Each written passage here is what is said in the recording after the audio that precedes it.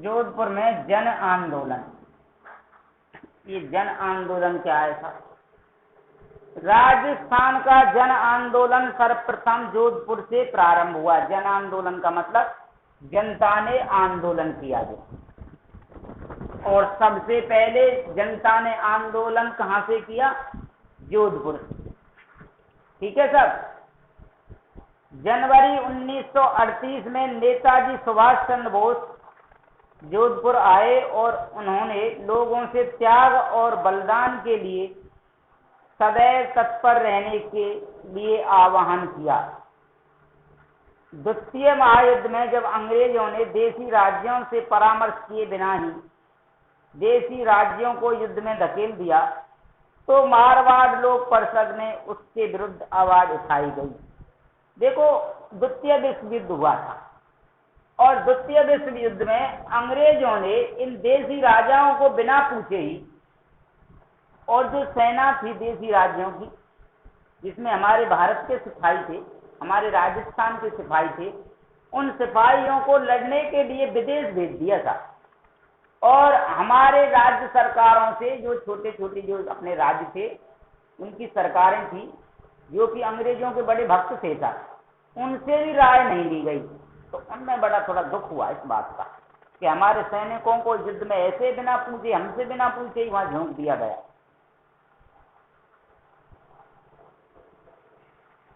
तो इसके विरुद्ध मारवाड़ लोक परिषद में इसके विरोध में आवाज उठाई गई।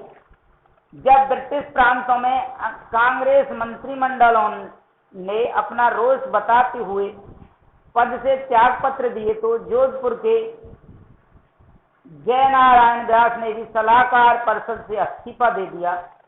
इस कारण सरकार ने 29 मार्च 1940 को लोक परिषद को गैर कानूनी संस्था घोषित कर दिया और अनेक नेताओं को जेल में डाल दिया।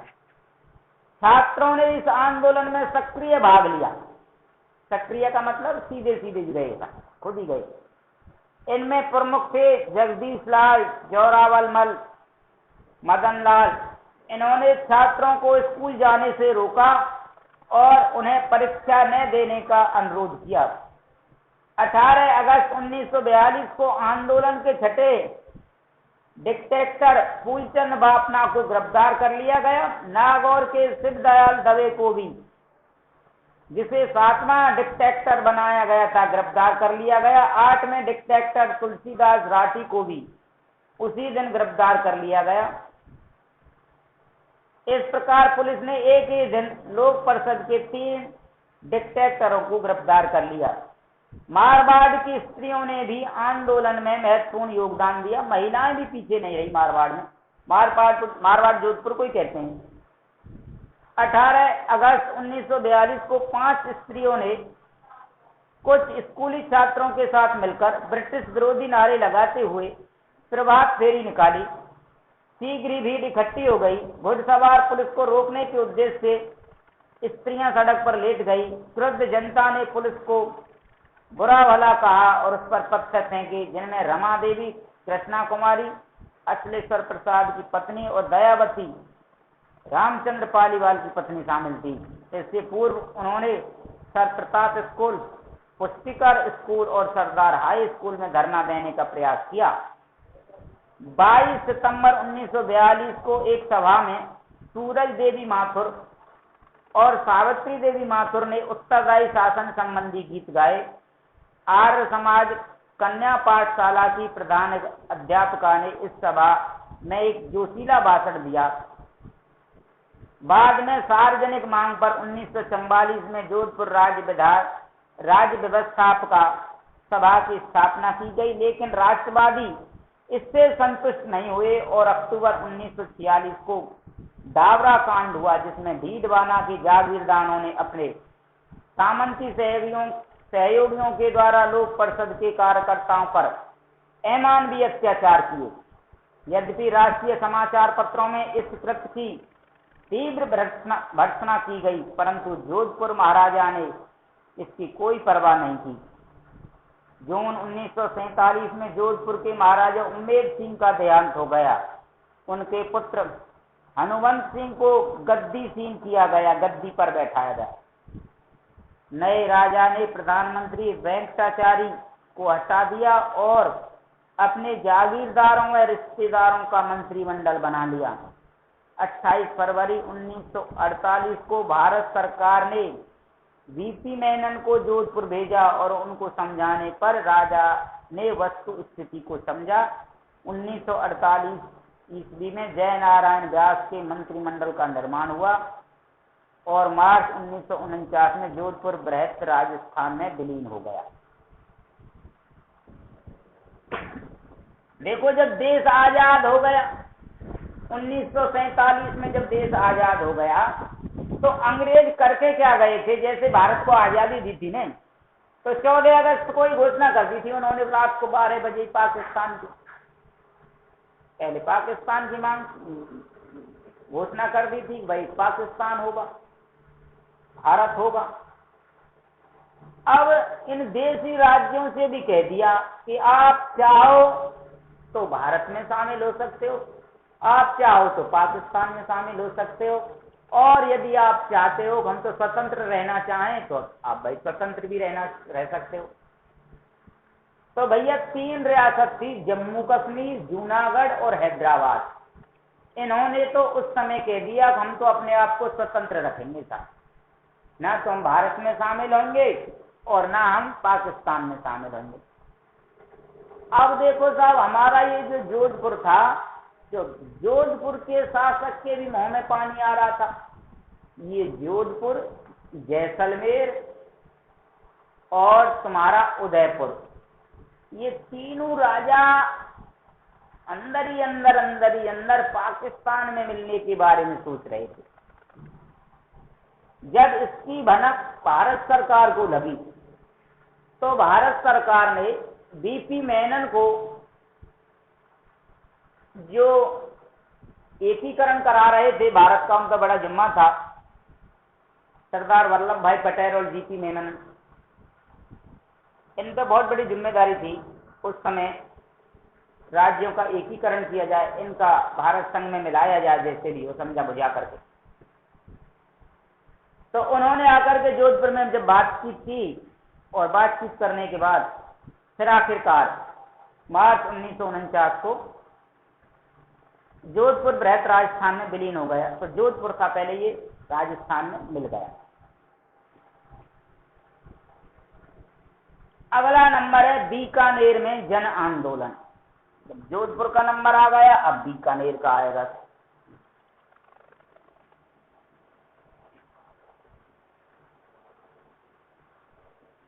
बीकानेर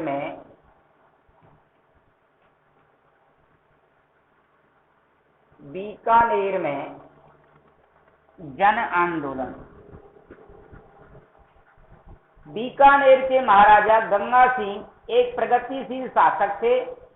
उन्होंने अपनी योग्यता से अंतर्राष्ट्रीय ख्याति प्राप्त कर ली थी। उन्होंने राज्य में व्यवस्थापका, हाई कोर्ट व नगर पालिकाओं का निर्माण कर सुधारक की भूमिका अदा की थी, परंतु जन आंदोलन को उन्होंने साम दाम दंड भेद की नीति से दबा दिया था। बीकानेर में जन जागृति लाने वालों में चूरू के स्वामी गोपाल दास सर्वप्रथम थे। रियासती शासन में बीकानेर षड्यंत्र केस में स्वामी गोपाल दास व उसके 8 साथियों को फंसा दिया और जेल में अनेक यातनाएं दी। माघाराम वैद्य ने राजा के आतंक के कारण कलकत्ता जाकर बीकानेर प्रजामंडल की स्थापना की। 1943 में गंगा सिंह की मृत्यु हो गई और उनके बाद शार्दुल सिंह राजा बने। पिता की तरह पुत्र ने भी दमन चक्र चालू रखा, परंतु 1947 ईस्वी के बाद राजा बदलते समय को पहचान गए और 1947 में बीकानेर एक्ट पास कर द्विसदनीय व्यवस्थापका, राज्यसभा तथा धारा सभा की स्थापना की गई। इसके अतिरिक्त लोक सेवा आयोग व हाई कोर्ट का भी गठन किया गया। जनता को कर्तव्य मौलिक अधिकार भी प्रदान किए गए। अप्रैल 1947 में बीकानेर ने केंद्रीय संविधान में प्रतिनिधि भेजे। बीकानेर ने बृहत राजस्थान में शामिल होने में कोई अड़चन पैदा नहीं की। लंबे इंतजार के बाद दिसंबर 1947 में बीकानेर संविधान अधिनियम जनता के लिए प्रकाशित कर दिया गया। कहने को तो इसके अनुसार शासक के संरक्षण में कार्य करते हुए जनता के प्रति एक उत्तरदायी सरकार बनाई जा रही थी और व्यापक मताधिकार पर आधारित 2 सदनों वाली व्यवस्था का अस्तित्व में आई। कुछ बातों को छोड़कर समस्त शासन एक परिषद को सौंप दिया गया जो व्यवस्थापका के प्रति उत्तरदायी थी। शासक ने यह भी घोषणा कर दी कि 2 वर्ष के भीतर ही उनके संरक्षण में एक पूर्ण उत्तरदायी सरकार बनाई जाएगी। जनवरी 1948 में महाराजा ने सभी राजनीतिक बंदियों को रिहा कर दिया। प्रजा परिषद के कार्यकर्ताओं ने एक सभा में घोषणा की कि नया संविधान स्वीकार करने योग्य नहीं है। 2 फरवरी 1948 को यह घोषणा की गई कि अप्रैल 1948 तक उत्तरदायी सरकार अस्तित्व में आ जाएगी। 18 मार्च 1948 को शार्दुल सिंह ने मंत्रिपरिषद के स्थान पर एक मिला जुला अंतरिम मंत्रिमंडल बनाने की घोषणा की, जिसका कार्य राज्य में दैनिक शासन को जारी रखना था। यह मिला जुला मंत्रिमंडल अधिक दिनों तक कार्य नहीं कर सका। प्रजामंडल चुनाव करवाने के पक्ष में नहीं था। सामंती प्रतिनिधियों के साथ मिलकर जनप्रतिनिधियों के लिए सरकार चलाना संभव नहीं था। प्रजामंडल के सदस्यों ने मंत्रिमंडल से इस्तीफा दे दिया। विवश होकर महाराजा ने मंत्रिमंडल भंग कर दिया। केंद्र के दबाव के फलस्वरूप उसे प्रस्तावित चुनाव भी रद्द करने पड़े। इसी बीच कैबिनेट योजना के अंतर्गत अंतरिम सरकार बनी। संविधान निर्मात्री सभा का कार्य आरंभ हुआ। देशी राज्यों को भी संविधान निर्मात्री सभा में भाग लेने को आमंत्रित किया गया। महाराजा शार्दुल सिंह ने दूरदर्शिता का परिचय देते हुए उसमें भाग लेने का निर्णय किया। उसने अन्य राज्यों को भी इसमें भाग लेने के लिए प्रेरित किया। 28 अप्रैल 1947 को बीकानेर के प्रतिनिधि के.एम. पनिक्कर ने संविधान निर्मात्री सभा में अपना स्थान ग्रहण किया। 3 जून 1947 को माउंटबेटन योजना की घोषणा हुई, जिसमें भारत के विभाजन का उल्लेख था। देशी नरेशों के समक्ष जब यह विकल्प था कि वे स्वतंत्र रहें या भारतीय संघ या पाकिस्तान में सम्मिलित हों, महाराजा शार्दुल सिंह ने बीकानेर राज्य को भारतीय संघ में सम्मिलित करने का निर्णय किया। जैसलमेर में जन आंदोलन।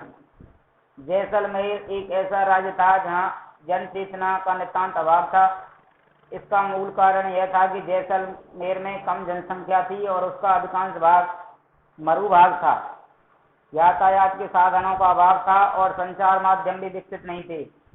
यहाँ के राजा ने जन आकांक्षाओं को अधिक दबा दिए रखा। यही कारण है कि पहला समाचार पत्र विजय 1920 ईस्वी में प्रारंभ हुआ और 1932 ईस्वी में माहेश्वरी समाज नवयुवक मंडल का गठन किया गया। राजा ने इस पत्र पर प्रतिबंध लगाकर उसके मंत्री को जेल में डाल दिया। सागरमल गोपा ऐसे ही पहले व्यक्ति थे जिन्होंने धर्मकुश शासन के विरुद्ध जनता में जागृति पैदा की, परंतु वे रियासती शासन के आतंक व अत्याचार के शिकार हुए। सागरमल अपनी व्यथा का वृत्तांत निरंतर जयनारायण व्यास, शेख अब्दुल्ला और जवाहरलाल नेहरू को भेजते रहे। सागरमल गोपा को 4 अप्रैल 1946 को जेल में जलाकर मार डाला। इसके बाद मीठालाल व्यास ने जैसलमेर प्रजामंडल की स्थापना का साहस किया, परंतु राजा के आतंक से बचने के लिए इसकी स्थापना जोधपुर में की गई। 28 मई को जयनारायण व्यास, मीठालाल ने जैसलमेर में जुलूस निकाला और एक विशाल आम सभा का आयोजन किया।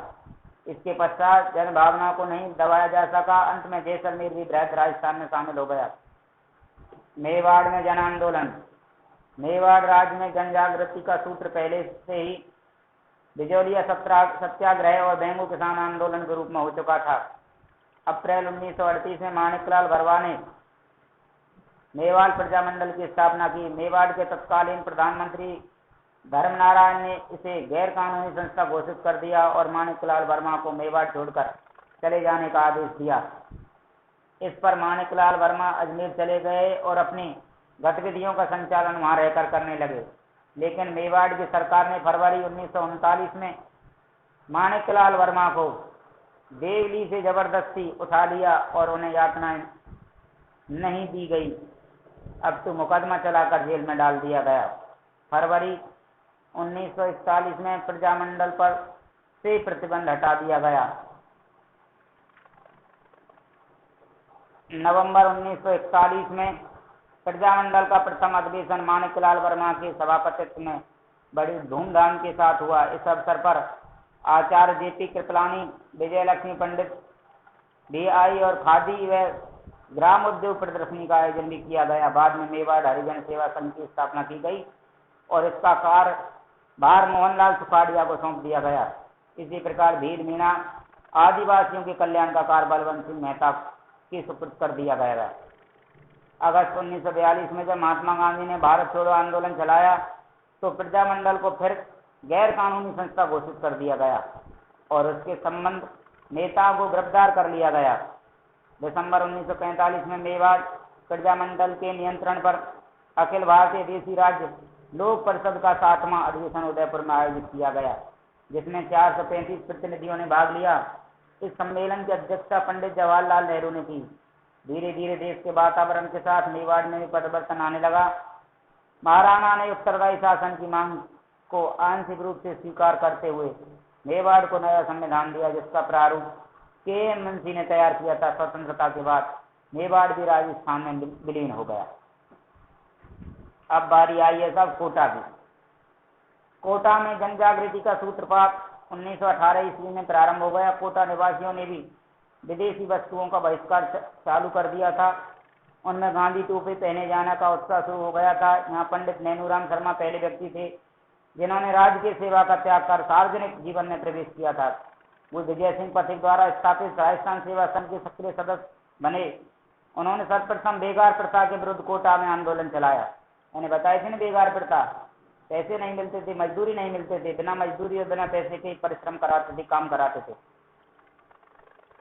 और 1934 ईस्वी में हाड़ौती प्रजामंडल की स्थापना की। फिर इनके साथ पंडित अभिन्न हरि भी आ गए और दोनों ने मिलकर सरकार से उत्तरदायी सरकार बनाने का आग्रह किया। अभिन्न हरि मांगरोल के रहने वाले थे, इसलिए उन्होंने यह 1939 ईस्वी में कोटा राज्य प्रजामंडल की स्थापना वहां की। इसकी अध्यक्षता पंडित नैनूराम ने की। अधिवेशन के स्वागताध्यक्ष शेष मोतीलाल बनाए गए। 1940 ईस्वी में कोटा में रामतलाई क्षेत्र में कोटा प्रजामंडल का अधिवेशन आयोजित किया गया। इस अधिवेशन की अध्यक्षता पंडित अभिन्न हरि ने की। इस सम्मेलन में विजय सिंह पथिक ने भी भाग लिया। कोटा प्रजामंडल की गतिविधियों को उस समय गहरा धक्का लगा जब पंडित नैनूराम की अज्ञात लोगों ने हत्या कर दी और इससे पंडित अभिन्न हरि पर प्रजामंडल का पूरा भार आ गया। 1942 के भारत छोड़ो आंदोलन के समय पंडित अभिन्न हरि ने आंदोलन छेड़ दिया। इस आंदोलन में उनके साथ मास्टर शंभुदयाल सक्सेना, नाथूलाल जैन, श्याम नारायण सक्सेना, शेख मोतीलाल, वकील वेणी माधव, श्रीमती वेणी माधव इत्यादि इनके साथ थे। 1945 ईस्वी में इस आंदोलन में विद्यार्थी भी शामिल हो गए। उन्होंने जुलूस निकाले और आम सभाएं आयोजित की। प्रदर्शनकारियों पर लाठीचार्ज हुआ, लेकिन भीड़ ने इस शहर कोतवाली पर कब्जा कर तिरंगा झंडा फहरा दिया। कोटा की शहर पनाह के फाटक बंद कर दिए गए। शहर में आने वाली सब सड़कों में गड्ढे खोद दिए गए ताकि बाहर से कोई मदद न आ सके। कोटा के दीवान सर हरिलाल घोसलिया और आईजी पुलिस संत सिंह आंदोलन को कुचल देना चाहते थे, परंतु कोटा के महाराज भीम सिंह ने पलाय था कि सर ओंकार सिंह के माध्यम से जनता से 16 अगस्त 1945 को समझौता कर लिया। बाद में प्रधानमंत्री और आईजी पुलिस को भी दरबार से हटा दिया गया। इस आंदोलन के बाद प्रजामंडल के झंडे के नीचे कोटा के सामान्य नागरिक, किसान, मजदूर और छात्र सब आ गए। जब देश आजाद हुआ तो कोटा के महाराज भीम सिंह ने राजस्थान के विलीनीकरण की प्रक्रिया में महत्वपूर्ण भूमिका अदा की और इसी कारण वे पूरे राजस्थान के उपराज प्रमुख बनाए गए। आज केवल इतना ही, यहाँ से आगे पढ़ाएंगे कल। जय हिंद, जय भारत।